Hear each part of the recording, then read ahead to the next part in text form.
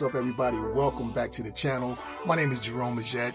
Welcome to Understanding the Reason. I'm your host. I'm looking forward to this discussion. We got a lot to cover today, and we're going to hop right in it. But before we do that, please do me a favor and like, share, subscribe, comment, put your comments below. I love hearing what you guys have to say. I have been interacting with a couple of you guys, man. It's been a wonderful interaction, and I really appreciate your viewpoints and stuff like that. So we're going to get into our book. On our last video that we did, we were talking about the vanity of iniquity and how Satan just decided that, man, he's going to overthrow heaven.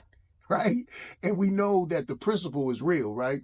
Nothing created is greater than the creator, the thing that created it, right? So what made him think he could just overthrow God? He can, marshal 1/3 of the angels to overthrow the throne of God and take over, right? To me, that's just like dumb. You can't be more dumb than that, right? So as a result of that, the Lord God sent his forces to make war against Satan and his forces. They defeated them in this battle. They body slammed them to the earth, and boom. Why?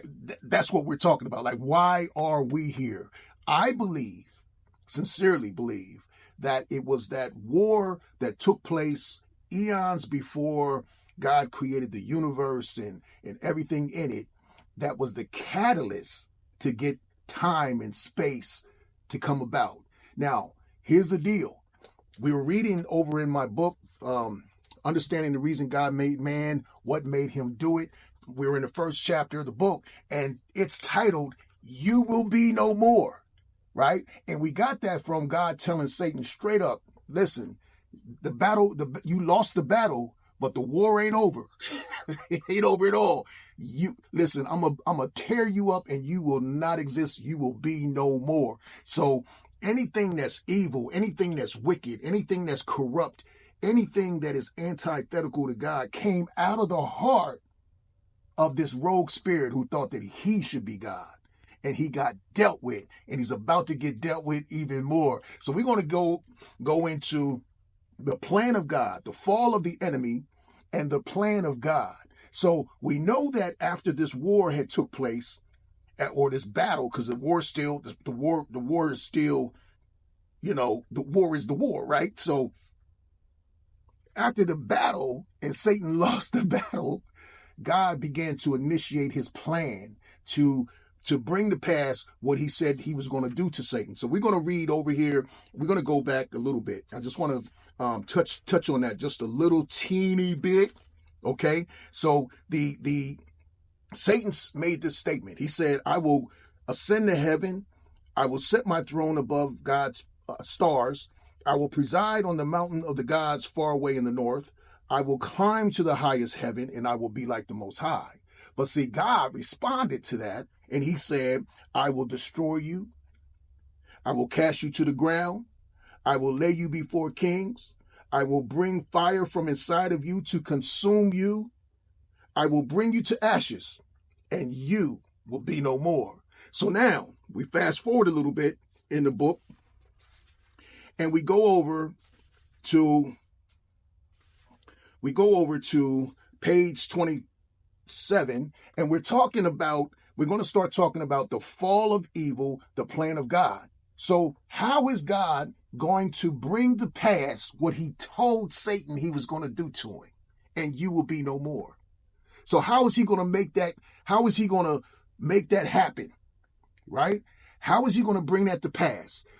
Is he going to bring that to pass? So we know that in order for God to destroy Satan and to put him in a position where he will be no more, he has to be able to carry out the judgment, right? He has to be able to carry out this judgment. The only way that he'll be able to do that is through his own plan. So he had to make the plan, he had to execute the plan, and then the result of the plan is that Satan will be no more. Okay? So we're going to start our reading. I want to talk about also, before we actually go there, I want to touch on what the forces of Satan are really doing in the world. He's called the deceiver of humankind the world over, right? The seducer and the deceiver of the world over, all over, the whole thing, the whole world, the whole globe, right? So what is he deceiving? What is he deceiving us for? Well, we understand that deception is an act of corruption, right? It's he's seeking to morally deprive or get us in a position where we can be judged like him, right? So he's trying to get the world to be deceived into thinking, number one, that God doesn't exist, but more importantly, that he doesn't exist. Man, it gets deep, right? So the dictionary tells us that corruption is the act of moral perversion and depravity. It's perversion of integrity, dishonest on a level of depravity that touches every area of every interaction. It's bribery. It's debasement. It is the decay and rottenness of morality. So now, here's what I want everybody to do.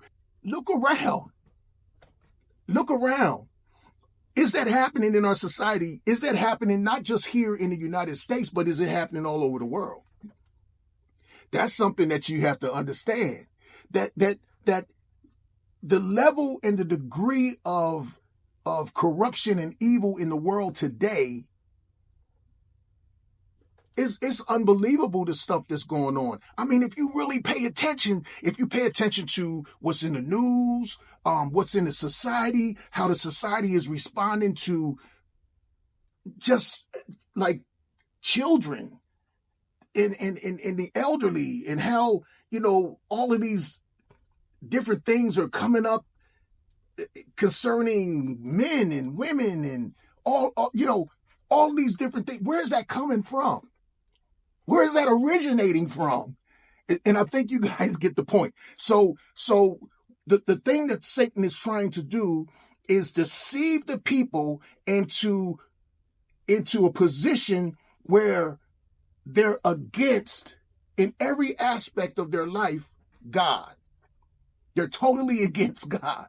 Okay? And you can look around and you'll see that, right? So now we can go back over here and we can talk about the fall of evil.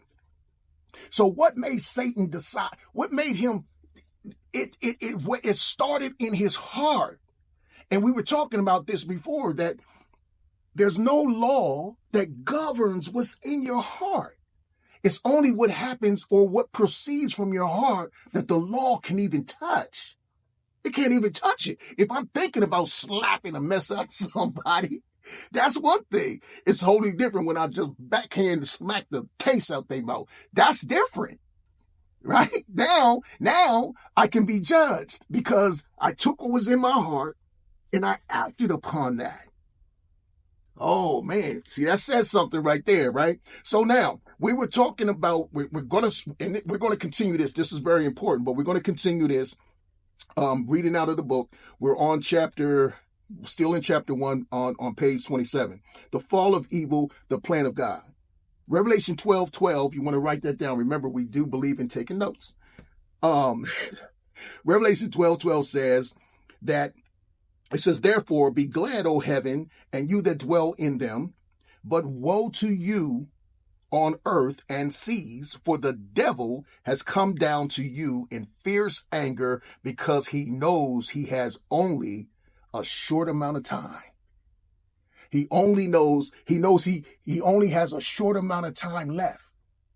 Okay? Now we're going to pick this up, but I just wanted to just drop that in your spirit. The scriptures reveals more of the devil's twisted motive. He wanted to take over heaven, the highest seat of power.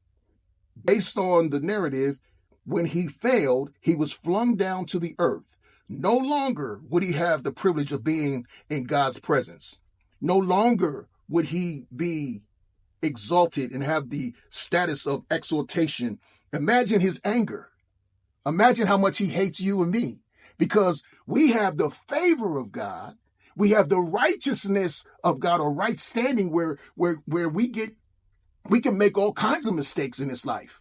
And because of the righteousness that has been offered to us, we can be forgiven. He can never be forgiven for what he's done and what he's doing now.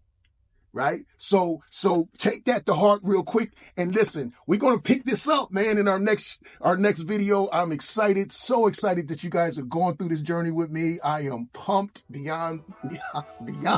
And we're going to pick this up in our next video. So please do me a favor. Like, share, and subscribe. We appreciate you guys. Hey, have a wonderful rest of your day. We'll see you the next time, okay? Peace.